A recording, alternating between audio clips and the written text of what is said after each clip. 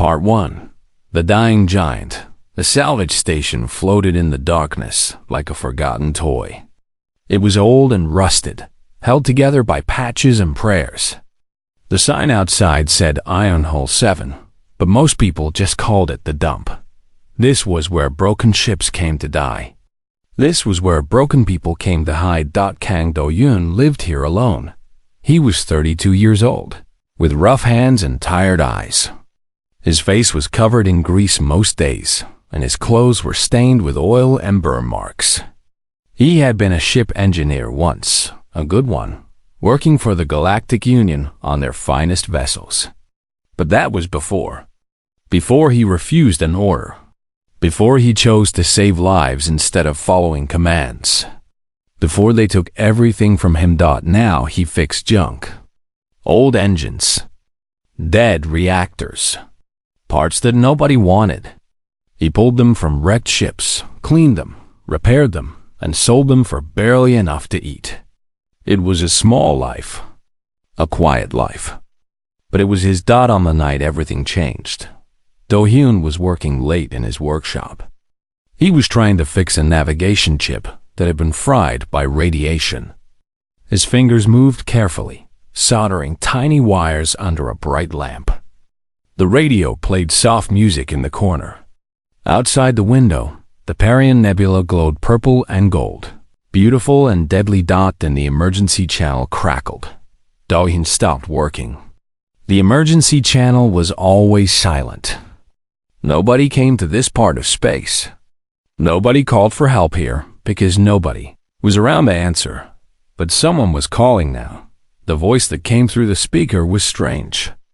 It was deep and old, like rocks grinding together, like wind through ancient caves. And it was tired. So very tired. "Please," the voice said. "I am dying. Is anyone there? Is anyone listening?" Do-hyun sat frozen for a long moment. Then he reached for the radio. "This is Salvage Station Iron Hull 7, he said. "I hear you. What is your location? What is your situation?" There was a pause. When the voice spoke again, it sounded surprised, almost shocked. "Someone answered," it said. "After all this time." Someone answered. "Tell me where you are," Do-hyun said. "I can try to help." The voice gave him coordinates. Do-hyun entered them into his computer and stared at the screen. The location was deep inside the nebula, in a region so toxic that most ships could not survive there. It was a place of poison clouds and radiation storms. A place where nothing should exist. But something was there. His sensors showed a shape in the clouds. A massive shape. Bigger than anything he had ever seen. "What are you?" he whispered. "I am old," the voice replied. "I am broken. I am alone. Please, please come." Do-hyun knew he should ignore it. He should turn off the radio and go back to his work. Flying into the nebula was suicide. The radiation would kill him. The toxic gases would eat through his hull. No sane person would go, but the voice sounded so sad, so desperate, so alone. He thought about his own loneliness, his own years of silence and solitude. He thought about all the nights he had wished someone would answer when he called out into the dark. "I am coming," he said. His shuttle was small and ugly, built from salvaged parts and held together by stubbornness. He had named it the Patch because that was what it was made of. Patches on patches on patches. But it flew, and that was enough. The journey into the nebula took 6 hours. The radiation alarm screamed the whole way.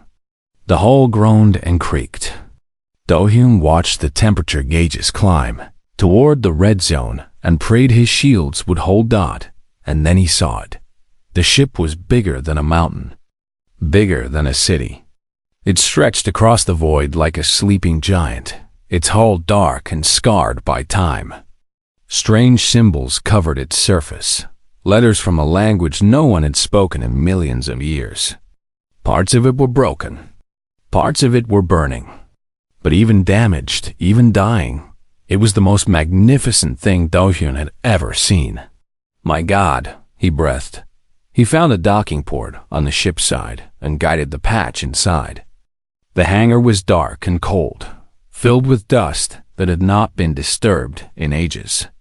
His footsteps echoed as he climbed out of his shuttle and looked around. "Hello?" he called. "I am here." "Where are you?" A light flickered in the darkness. Then another. Then 100 more, racing along the walls like fireflies. They gathered in front of him and formed a shape. A figure.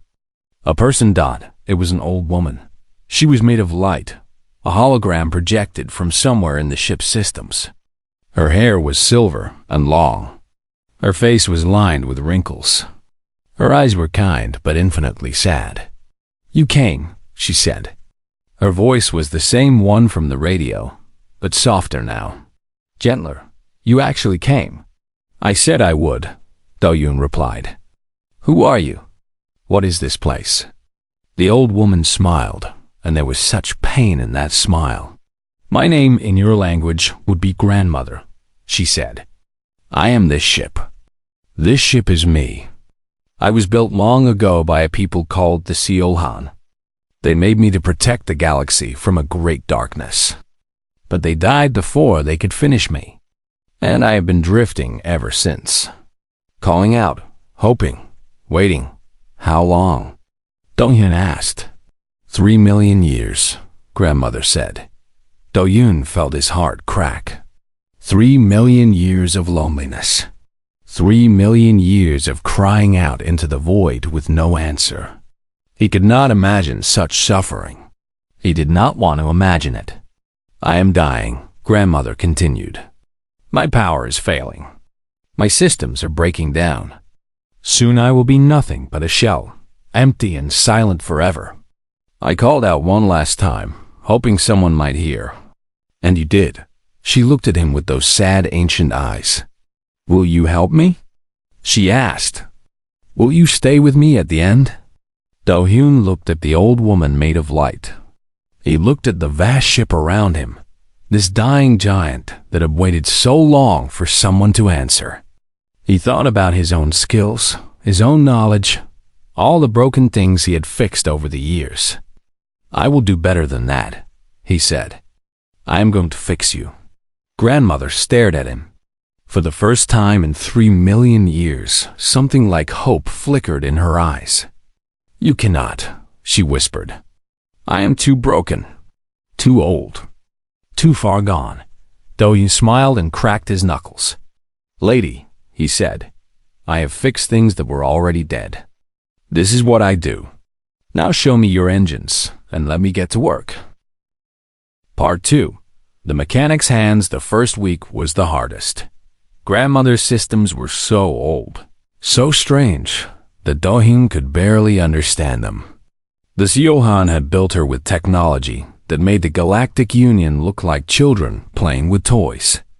Her power core used principles that human science had not even dreamed of. Her weapons were sleeping giants that could crack planets in half. Her shields, when working, could stop a star from burning her, but everything was broken. Everything was dying. Do-hyun walked through her corridors for hours every day, mapping her layout, learning her secrets. Grandmother's hologram walked beside him, explaining what she could remember. But her memory was damaged too, full of gaps and shadows. Sometimes she would stop mid-sentence, confused, lost in thoughts that had faded long ago. "This was the medical bay," she would say, pointing to a dark room filled with strange machines. "The Seolhan healers worked here. They could cure any sickness, repair any wound. But I cannot remember how the machines work anymore." "It is okay," Do-hyun would tell her. "We will figure it out together." He worked 20 hours a day, sleeping only when his body forced him to. He studied her blueprints, traced her power lines, crawled through maintenance tunnels that had not seen life in millions of years. His hands bled from the work. His back ached from bending over consoles. But he did not stop. Because every day, grandmother grew a little weaker. Every day, more of her lights went dark. After 2 weeks, Do-yoon knew the truth. He could not fix her alone. She was too big, too complex. He needed help, so he made calls. He reached out to people he had not spoken to in years. People who owed him. People who might still remember him. The first to answer was Yoon Hana. She arrived 3 days later in a fast ship painted black and red. She was tall and thin, with short hair and sharp eyes that missed nothing. She had been a smuggler for 15 years, running goods past Union patrols, dodging law enforcement across 100 systems. Do-hyun had saved her life once, repairing her engine while Union ships chased them through an asteroid field. She had never forgotten. "You look terrible," she said when she saw him. "I have been busy," he replied. "Busy dying, maybe." She looked around at grandmother's hangar, her eyes wide. "What is this place?" "This ship is massive. Her name is Grandmother. She needs our help." Hannah listened as Do-hyun explained. When he finished, she was quiet for a long time. "You want to fix a 3 million-year-old alien warship," she said slowly, "with salvage parts and human engineering." "Yes, that is insane. Probably." Hannah laughed. It was a sharp sound, full of disbelief. But then she shrugged. "I've done crazier things," she said. "What do you need?" The second to arrive was Park Jisoo. She was small and quiet, with glasses that were always sliding down her nose. She had been a scientist for the Galactic Union, studying ancient civilizations and lost technologies. She was brilliant, maybe the smartest person Do-hyun had ever met. But she had been fired for researching forbidden artifacts, for digging into secrets the Union wanted buried. When she saw grandmother's symbols, her hands began to shake. "Seolhan," she whispered. "These are Seolhan markings. This is impossible. They were supposed to be a myth." "They were real," grandmother said, appearing beside them. "I am their last creation."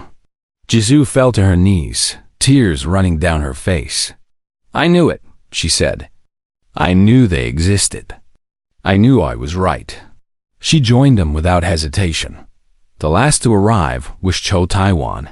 He was a big man, broad and muscled, with scars covering his arms and face. He had been a soldier in the Union military, a veteran of the Helix War. He had seen terrible things, done terrible things. Now he worked as a mercenary, selling his skills to whoever paid. But beneath the hard surface, Do-hyun knew there was a good heart. A tired heart, but a good one. "Why should I help?" Taiwan asked when Do-hyun found him in a bar on a distant station. "Because something bad is coming," Do-hyun said. "And grandmother is the only thing that can stop it." "What kind of bad?" Do-hyun told him about the Holotide, about the machine horrors from beyond the galaxy, about grandmother's purpose, her mission, her desperate need. Taiwan drank his beer slowly.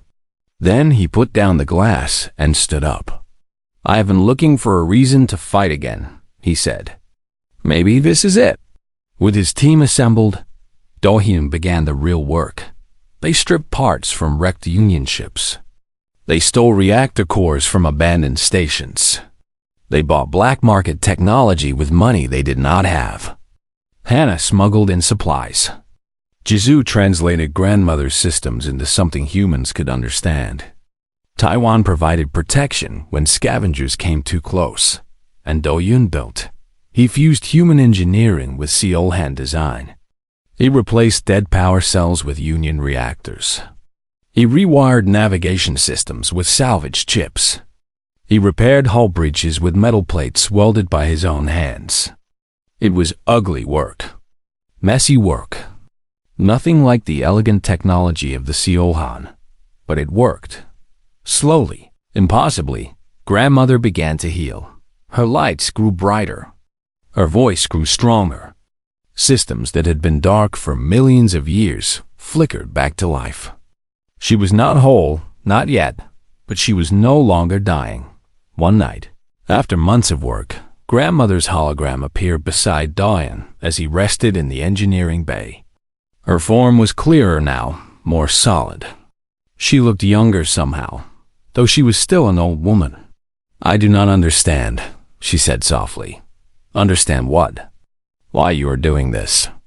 You are one small human. I am a relic from a dead civilization. Why do you care?" Do-hyun thought about the question for a long time. "Because everyone deserves a chance," he finally said. "Because you called out for help, and I was there to hear. Because fixing things is what I do. And because—" He paused, struggling to find the words. "Because I know what it feels like to be broken and alone.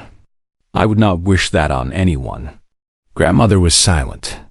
Then, slowly, she reached out and touched his face. Her hand was made of light, but somehow he felt warmth. "The Seolhan were wise and powerful," she said. "But I think they could have learned much from humans like you." Do-hyun smiled. "We are not done yet," he said. "There is still a lot of work to do." "I know," Grandmother replied. "But for the first time in 3 million years, I believe we might actually succeed." Outside, the nebula swirled with color and light. And inside, a dying ship slowly returned to life, rebuilt by human hands and human heart. Part 3. Awakening 6 months had passed since Do-hyun first heard Grandmother's voice on the emergency channel. 6 months of endless work, sleepless nights, and impossible problems solved by stubborn determination. And now, finally, they were ready for the final test. The team gathered in Grandmother's main control room. It was a vast space, built for creatures much larger than humans. The ceiling stretched up in the darkness, and the walls were covered with screens that had been black for millions of years. In the center stood a great pillar of crystal, Grandmother's heart, her core. It pulsed with faint light, like a tired heartbeat. "If this works," Jisoo said, adjusting her glasses nervously, "we will be bringing online the most powerful ship the galaxy has ever seen." "And if it does not work?" Hannah asked. "Then we probably explode." Taiwan grunted. "I have survived worse." Do-hyun stood before the main console, his hands resting on controls that no human had ever touched. Behind him, Grandmother's hologram watched with ancient eyes. "Are you ready?" she asked. "No," Do-hyun admitted. "But let us do it anyway." He pressed the activation sequence. For a moment, nothing happened. The room was silent. The crystal continued its weak pulsing. Do-hyun felt his heart sink. Then the light grew brighter. The crystal began to glow. First soft blue, then brilliant white. Energy raced through conduits that had been empty for ages. Screens flickered and came alive, filling the room with data and images. The floor hummed beneath their feet. The air itself seemed to vibrate with power. And Grandmother screamed. It was not a scream of pain. It was a scream of awakening, of remembering, of becoming whole again. All across her massive body, systems activated. Lights blazed in corridors that had been dark since before humans existed. Engines roared to life with power that could move worlds. Weapon systems hummed with deadly potential. And most amazing of all, her hull began to heal itself. Tiny machines, nanobots that had slept for 3 million years, crawled across her surface. They sealed cracks. They repaired damage. They rebuilt what time had destroyed. In minutes, years of decay simply vanished. When it was over, Grandmother's hologram stood taller than before. She looked stronger, clearer, more real. "I remember," she whispered. "I remember everything." Her eyes went distant as memories flooded back. Memories of her creators. Memories of her purpose. Memories of the enemy she had been built to fight. "The hollow tide," she said, and her voice was filled with old fear. "They came from the void between galaxies. They were machines, but not like me. They had no souls. No purpose except hunger. They consumed everything in their path. Civilizations, planets, stars. Nothing could stop them. Images appeared on the screens around them. Terrible images. Worlds burning. Fleets being torn apart. Creatures of metal and darkness swarming across the void like locusts. The Siohan fought them for 1,000 years, Grandmother continued. They lost. World after world fell. Billions died. In desperation, they built me. A weapon. A guardian. The last hope of the galaxy. Her form flickered with grief. But they ran out of time. The tide reached their homeworld before I was complete. My weapons were not ready. My shields were not finished. I could only watch as my creators died. Then I drifted away, damaged and broken, waiting for someone to find me, waiting to complete my mission. The room was silent. Dohyun felt cold. The tide, he said slowly. What happened to them? They left, Grandmother replied. When there was nothing more to consume in this galaxy, they moved on. They went to feed elsewhere. But they always return. They are drawn to life like predators to prey. And I have sensed them. She turned to face the team, her eyes burning with urgency. They are coming back. I feel them at the edge of the galaxy, gathering their strength. In 10 years, maybe less, they will be here. And nothing in this galaxy can stop them. Nothing except me. Hannah cursed softly. Jisoo went pale. Taiwan's hands clenched into fists. We need to warn someone, Dohyun said. The Galactic Union, the other civilizations. They need to know. I agree, Grandmother said. But I have watched the Union for centuries. They are arrogant, foolish. They believe their fleets make them invincible. They will not listen to warnings from a human and an ancient ship. Then, we make them listen, Dohyun replied. He contacted the Galactic Union through official channels. He sent messages to their leaders, their scientists, their military commanders. He told them about Grandmother, about the hollow tide, about the danger.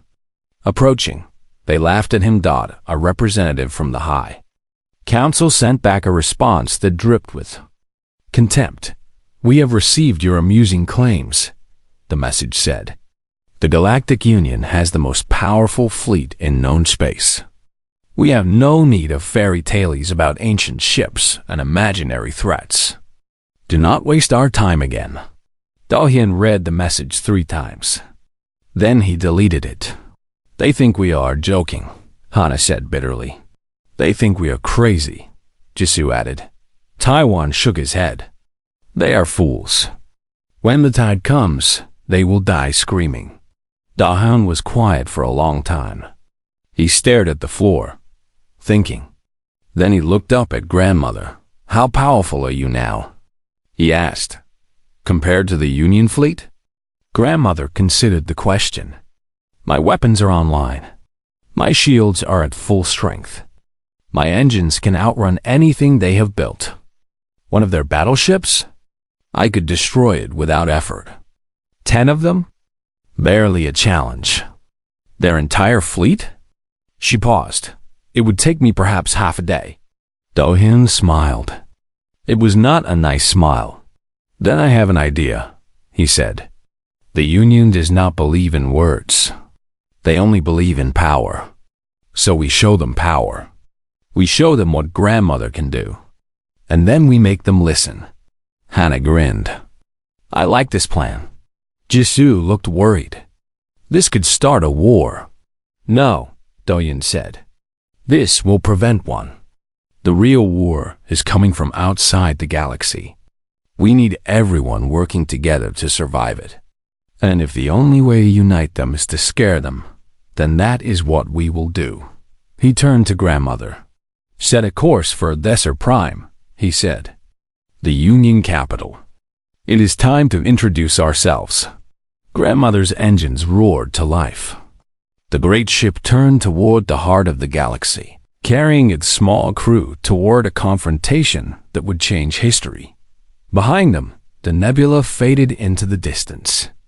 Ahead lay the Galactic Union with all its pride and power. They had no idea what was coming. Part 4. The demonstration Thurs Prime was the jewel of the Galactic Union, a world of silver towers and golden domes, where the richest and most powerful beings in the galaxy lived in comfort and luxury. Billions of people walked its streets. Millions of ships filled its skies. It was the center of civilization, the heart of an empire that stretched across 10,000 worlds. And today, a shadow fell across it.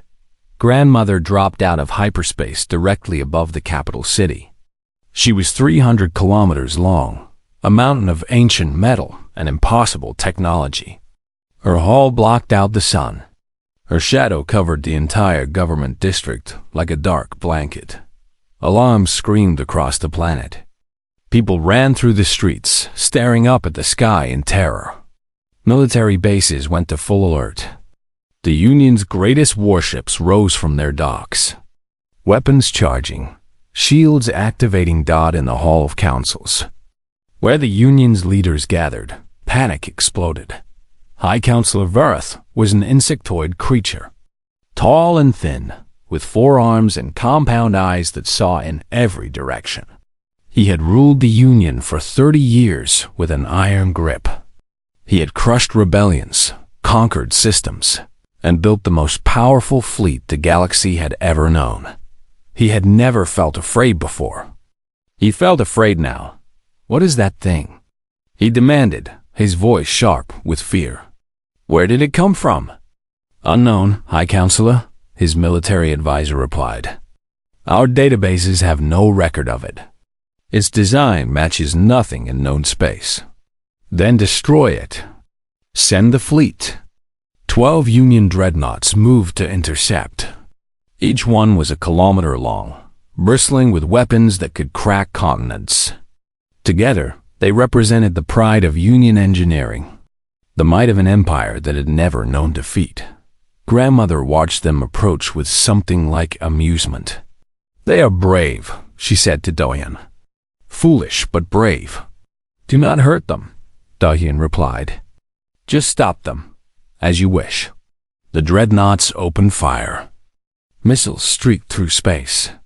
Energy beams blazed across the void. Enough firepower to destroy a moon slammed into Grandmother's shields. The shields did not even flicker. Then Grandmother struck back. She did not use her weapons. She did not need to. Instead, she activated her gravity wells, ancient technology that could bend space itself. The dreadnoughts suddenly found themselves unable to move. Their engines roared at full power, but they hung frozen in the void like insects trapped in amber dot. Then her electronic warfare systems came online. Every screen on every ship went dark. Every sensor went blind. Every communication channel filled with static. In seconds, the most advanced warships in the galaxy became helpless, deaf, and dumb. Weapon systems offline, reported the admiral of the fleet, his voice trembling. Shields failing. We cannot move. We cannot see. We cannot do anything. In the Hall of Councils, High Counselor Verith stared at the reports in disbelief. This is impossible, he whispered Dodd.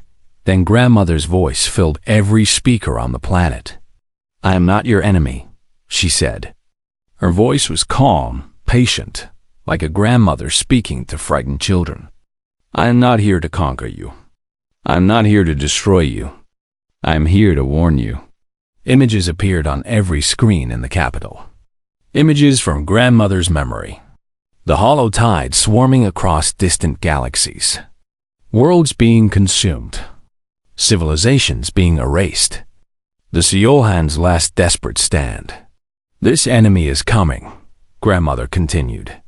They will arrive in less than 10 years. They have destroyed thousands of civilizations before yours. They will destroy you too, unless you prepare. Unless you listen. High Counselor Verith found his voice. Who are you? He demanded through the communication channel.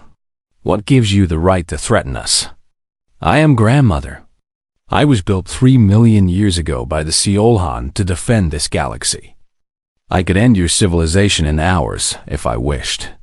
But I was not made to destroy. I was made to protect. Let me do what I was created for. There was a long silence. Then a new voice spoke over the channel. It was Doan. "Hi, Counselor," he said. "My name is Kang Do-yoon. I am a human, a citizen of Earth, a former engineer of your own fleet. 6 months ago, I found grandmother dying in the Parian Nebula. I repaired her. I brought her back to life. And I learned the truth about what is coming." He stepped forward in grandmother's control room, facing a camera that broadcast his image across the planet. "You have fleets," he continued. "You have armies. You have technology that you think makes you powerful. But I have seen what the hollow tide can do. I have seen the memories of worlds that were stronger than you, smarter than you, more advanced than you. The tide consumed them all." His voice hardened. "You have 2 choices. Work with us. Let grandmother teach you. Let her lead your combined forces against the enemy. Or die alone, screaming in the dark as the tide tears your civilization apart." He paused, letting his words sink in. "You have 1 hour to decide. If you choose to fight us, grandmother will leave. We will find allies elsewhere. And when the tide comes, we will not help you. But if you choose to work with us, we will give you a chance. A real chance. The only chance you will ever have." The communication channel went silent. In the Hall of Councils, chaos erupted. Some counselors screamed for war. Others demanded surrender. High Counselor Verith sat in silence, watching the images of destruction that still played on every screen. He was old. He had seen much. He had done terrible things to protect his power and his empire. But he was not stupid. He knew what he was seeing was real. He knew that no force in the Union could stand against grandmother, let alone the army she described. 40-5 minutes later, he made his decision. "Open a channel," he said quietly. "High Counselor? Open a channel to that ship. To grandmother. To the human who spoke." The channel opened.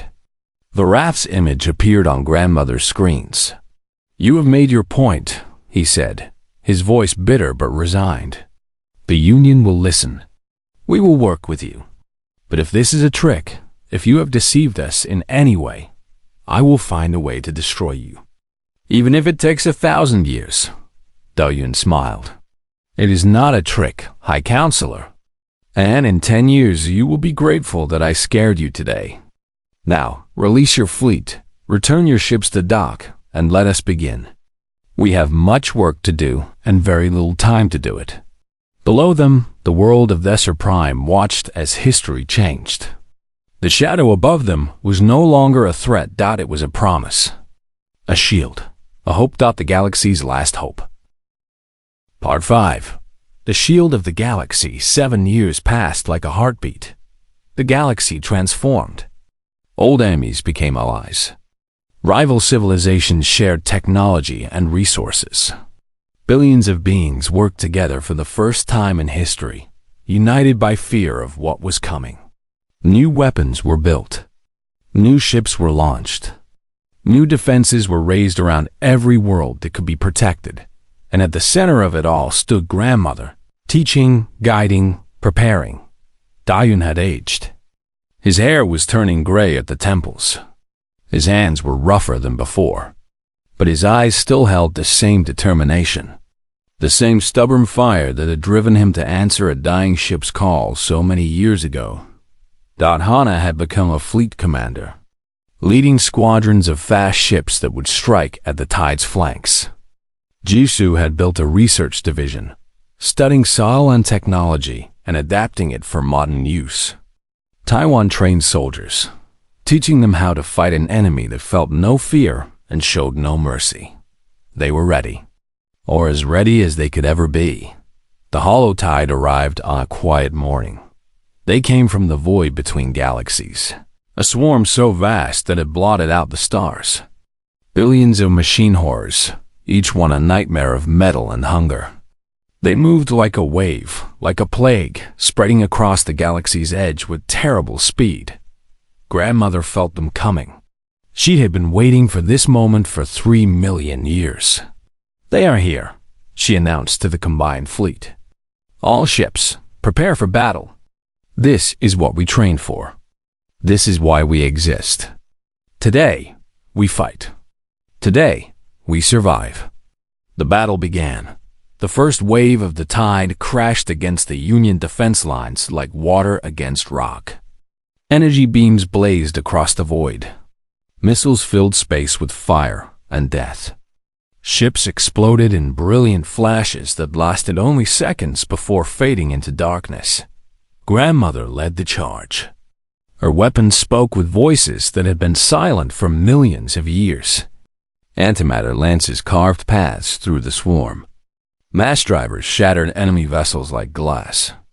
Gravity wells crushed entire formations into twisted metal and sparks. But the tide kept coming. For every enemy destroyed, 10 more appeared. They swarmed the Allied ships, tearing through holes with claws and drills and terrible hunger. Fleets that had taken decades to build were consumed in hours. The battle raged for days, then weeks. The dead numbered in billions. Worlds fell. Hope began to fade. On the 43rd day, the tide's command entity revealed itself.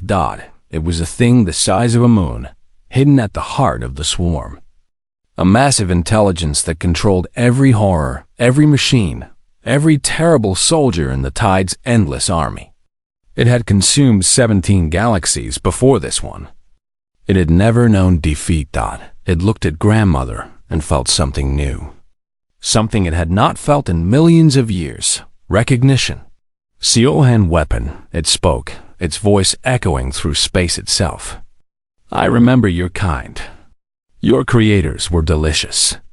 Their screams lasted for centuries. Now you will join them." The command entity struck. A beam of pure destruction lanced across space, hitting grandmother with force that could crack planets. Her shield screamed and failed.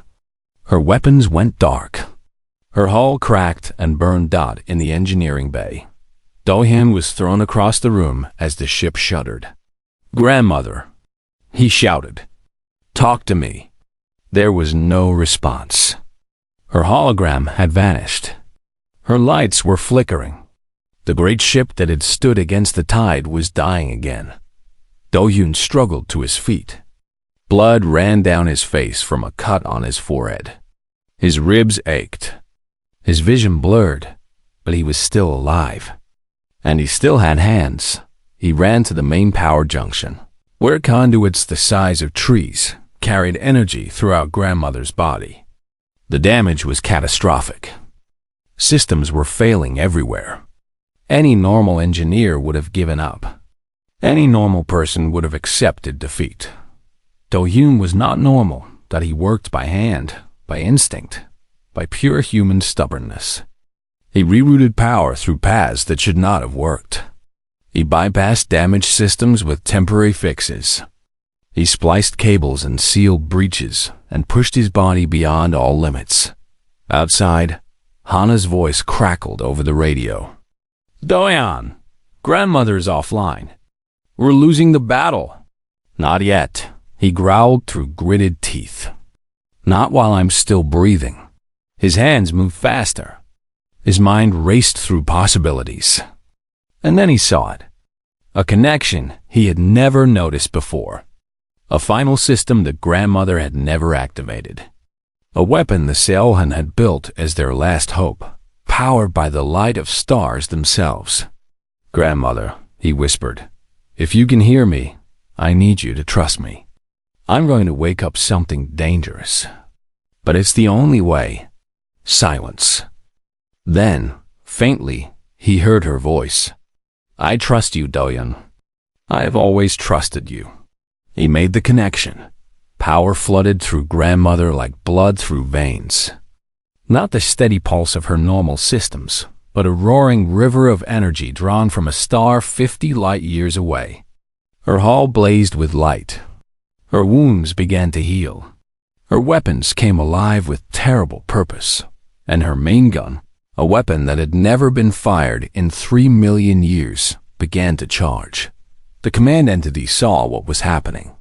For the first time in its endless existence, it felt fear. Impossible, it hissed. That weapon was never completed. Grandmother's hologram appeared beside Do-Yun, brighter and stronger than he had ever seen her. A human completed it, she said. A stubborn, wonderful human who fixes things. She turned toward the enemy, and her voice carried across the void. You have consumed enough. You have destroyed enough. This galaxy is under my protection, and I am finished running. The stellar lance fired. A beam of pure starlight crossed the distance between Grandmother and the command entity in less than a second. It struck the moon-sized intelligence with the force of a dying sun. The command entity ceased to exist. Without their guiding mind, the holotide fell into chaos. Their coordination shattered. Their formations collapsed. The allied fleets, rallying around Grandmother, struck with everything they had thought by the end of the day. It was over. The tide was broken. The survivors fled into the void, scattered and leaderless. Never to return. The galaxy had survived. In the weeks that followed, celebrations erupted on every world. Heroes were honored. The dead were mourned. And everywhere, beings spoke the same name with reverence and gratitude. Grandmother, the shield of the galaxy. The ancient guardian who had saved them all. But Grandmother knew the truth. She told it to anyone who would listen. I did not save you, she said. A human saved you. A mechanic named Kang Do-Yun, who found me dying and refused to let me go. Everything I did, everything I became, was because of him. The Galactic Union offered Do-Yun everything. Wealth beyond measure. Power beyond imagination. A seat on the High Council itself. He refused it all. I'm just a mechanic, he said with a tired smile. I fix things. That's all I've ever done. That's all I want to do. He returned to Grandmother, who now stood guard at the galaxy's edge, watching for threats that might never come. Hannah, Jisoo, and Taiwan stayed with him. They had become a family, forged in fire and battle. One evening, as Do-Yun worked on one of Grandmother's engines simply because he enjoyed it, her hologram appeared beside him. She looked at him with ancient eyes full of warmth and wonder. You saved me, she said softly. When no one else would answer. When no one else cared. You came. Do-Yun wiped grease from his hands and smiled. You saved everyone else, he replied. Seems like a fair trade. Grandmother laughed. It was the first time she had laughed in 3 million years. Outside, the stars burned bright and peaceful. Inside, an old ship and a stubborn mechanic watched over the galaxy together. And somewhere in the infinite darkness, the enemies of life learned a new lesson. A lesson about the small, strange creatures called humans. A lesson about what happens when you threaten what they love. Humans fix things. Humans fight. Humans never give up. And sometimes, that makes all the difference. The end.